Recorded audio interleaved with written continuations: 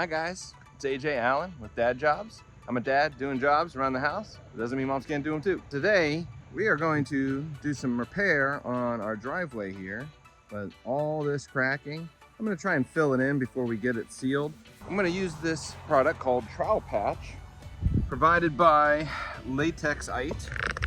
Used it before, and actually has worked pretty good. You can actually see some of the old places where it was. Fills the gaps pretty nice. It's real smooth. Lasts a good couple of years.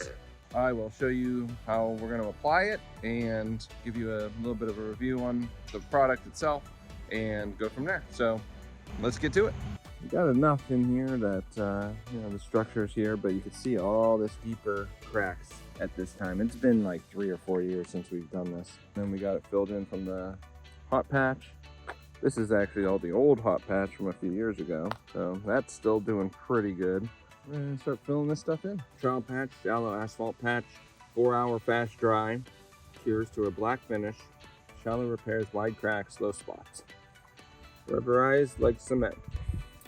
Make sure weather is dry, rain is not forecasted in at least 24 hours. An ideal drying conditions would be 55 degrees for at least 24 hours. It's gonna be 85 or something degrees today, so it should be no problem.